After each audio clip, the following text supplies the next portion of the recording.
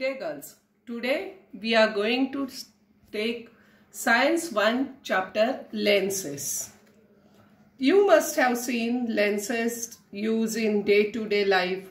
Some examples are lenses used by old person for reading, lens embedded in front door of the house, the lens which the watchmaker attaches to his eye, etc. Lenses are used in spectacles. They are also used in telescope, as we have learned in Standard 9. A lens is a transparent medium bound by two surfaces. The lens, which has two spherical surfaces which are puffed up outward, is called a convex or a double convex lens. This lens is thicker near the center as compared to the edges. The lens with both surfaces spherical on the inside is called a concave or a double concave lens. This lens is thinner at the center as compared to its edges. Here the different type of lenses are shown in this figure 7.2. A ray of light gets refracted twice while passing through a lens. Once while entering the lens and once while emerging from the lens. The direction of the ray changes because of this refraction. Both the surfaces of most lenses are parts of the sphere. The cross-section of convex and concave lenses are shown in part A and part B of the figure, this 7.3. The surface marked as 1 is a part of a sphere S1. This is 1 is a part of this lens is a part of this sphere, and this is the curved surface is a part of this sphere, while surface 2 is a part of sphere S2. Now we will see some definitions. First, we have learned all these definitions of mirrors in Standard 9. The definitions are same, only in 9th we used to use mirror, here we are using lenses. That is the difference. Center of curvature. The center of sphere whose part form surfaces of the lens are called center of curvature of the lenses. A lens with both the surfaces spherical has two center of curvature, that is C1 and C2. Here this is the center of the curvature. Here this is the center of the curvature. Now radius of the curvature, that is R. The radii, that is the two center, two radius. Two radii. Okay, two center, two radii. See, this is the center of this sphere. This is the center. This is the optical center. This is the center of first sphere, and this is the center of C1 is the center of this sphere number S1 sphere, and C2 is the center of S2 sphere, and this is the radii R1, this is the radii R2.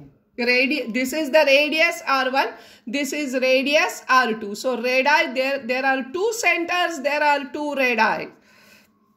The radii R1 and R2 of the sphere whose parts form the surfaces of the lenses are called the radii of the curvature. Now third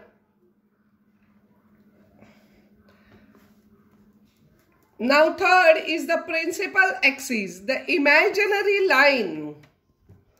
The imaginary line passing through both the center of curvature. See, the imaginary line passing through the both center of curvature is called as the principal axis of the lens. Now, optical center O. This is the optical center O.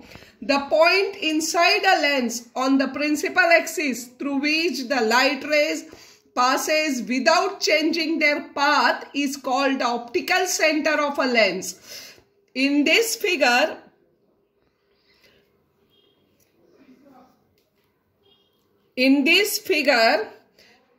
P1Q1 and P2Q2. P1Q1, P2Q2. Here P1Q1, P2Q2. Passing through the O, that is the optical center, going along a straight line. Thus, O is the optical center of the lens. Now, principal focus. When a light rays parallel to the principal axis are incident on a convex lens, they converge to a point on the principal axis. This point is called the principal focus of the lens.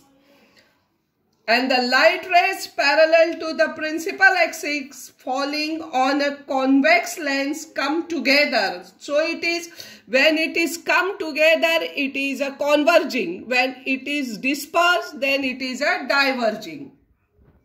That is, get focus at a point on the principal axis. So this type of lens is called converging lens. Children, convex lens is a converging lens and convex mirror is a diverging mirror. See the difference. Compare with mirror and lens. Rays traveling parallel to the principal axis of a convex lens diverge after refraction in such a way that they appear to be coming out of a point on the principal axis. This point is called the principal focus of the concave lens. Here F1 and F2. F1 and F2. F1 and F2 are the principal foci of the concave lens. Light rays parallel to the principal axis falling on a concave lens go away from one another. That is, they diverge one another after after refraction they go away from one another, they diverge. So this type of lens is called divergent lens. Now focal length F, the distance between the optical center and focal length. The distance between the optical center and the principal focus of a principal focus of a lens is called its focal length.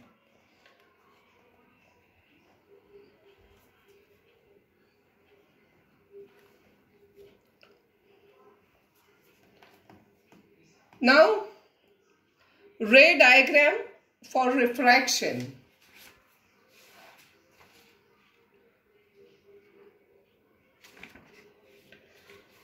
See here, we have to try the convex lens, screen, meter scale, stand for the lens. This we can try only in the lab.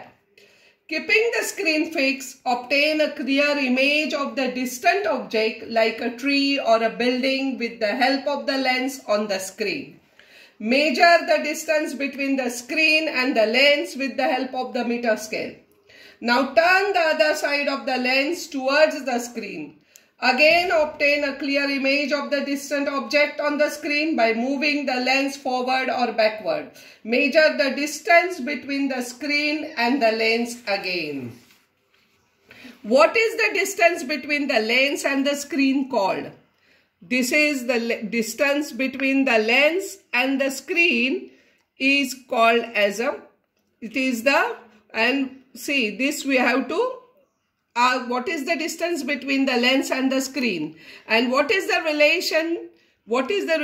That is the distance between this distance and the radius of curvature of the lens. The image of a distant object is obtained close to the focus of the lens. Hence, the above distance is the distance between the lens and the screen is called as the focal length of the lens. And we have to use the convex lens as well as the concave lens. Now, ray diagram for refraction. We have to do the rules. We have learned the rules for drawing the ray diagram with mirror. The same rule here, but we will revise it little bit. This is, instead of mirror, here it is a lens. See, the spherical, the images formed by the convex lenses. See, three rules we have to follow. Rule 1, when the incident ray is parallel to the principal axis, incident ray is parallel, this is the principal axis, this is the incident ray. When it is parallel to the principal axis, the refracted ray passing through the principal focus. This is the principal focus. Rule number 2, when the incident ray passes through the principal axis, when the rule number 2, when the incident ray, this is the incident ray passing through the principal focus, then the refracted ray is parallel to the principal axis. First rule was the incident ray parallel to the principal focus. Then second ray is passing through the principal focus, and the refracted ray will be parallel to the principal axis. And the rule number 3, when the incident ray passes through the optical center, when this incident ray passes through the optical center of the lens, it passes without changing its direction. It passes without changing its direction.